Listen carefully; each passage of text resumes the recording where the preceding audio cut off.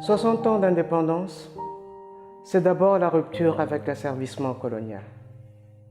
Après 80 ans de colonisation, il fallait apprendre à reconstruire notre économie, à tisser les liens de notre unité.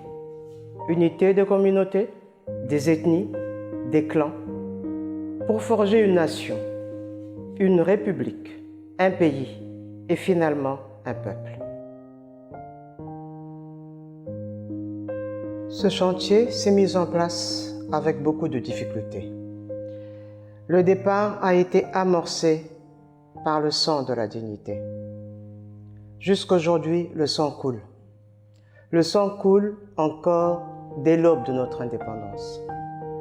Je continue à croire que ce sang est le terreau fertile de l'unité nationale et de l'intégrité territoriale.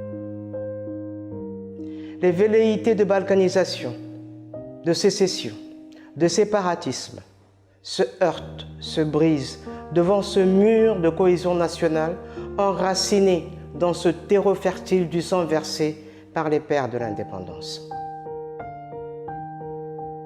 Il nous faut partir fort de ces racines et entreprendre un nouveau départ congolais, qui soit la réalisation effective des vœux des pères de l'indépendance, c'est-à-dire le bien-être collectif des Congolais en un mot.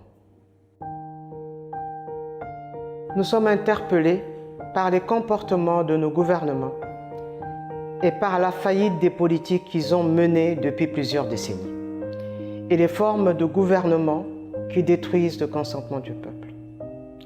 Notre société est livrée au culte de la médiocrité, à la lutte contre les compétences nationales qui rendent vain tout effort de développement.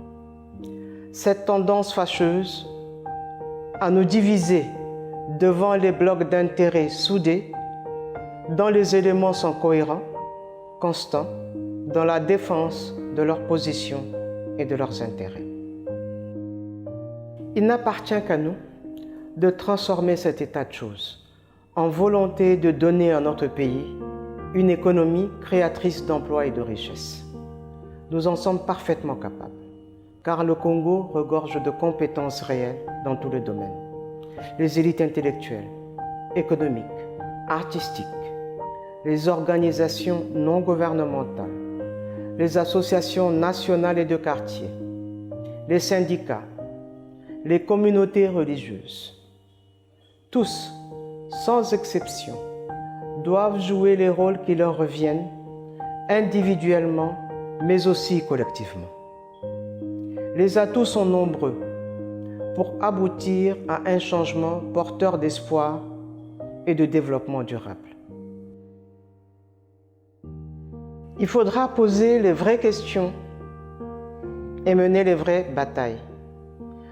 Pensons à notre développement avec une approche qui corresponde à notre réalité, à notre culture propre, à l'évolution de notre société afin de parvenir à des résultats concrets, à une solution globale innovante.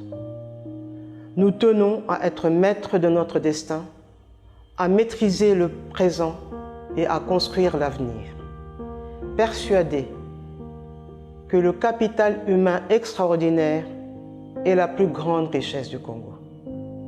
Osons, osons, osons.